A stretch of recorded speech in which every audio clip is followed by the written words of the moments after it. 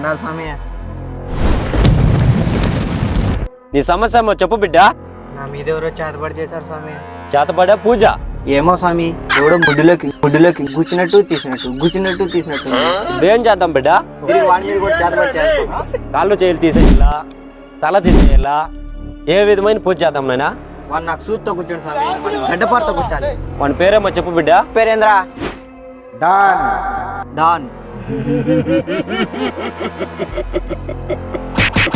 ఓం భీం క్లీం, ఓం భీం క్లీం, ఓం భీం క్లీం.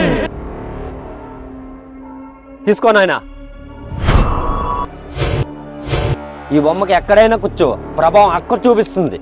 అయిపోయింది, బతికి అయిపోయింది. నీ కొత్త చెక్కేస్తారులే ఈ రోజంతా. నా కొడక నా మీదే చేతబడి చేస్తావా?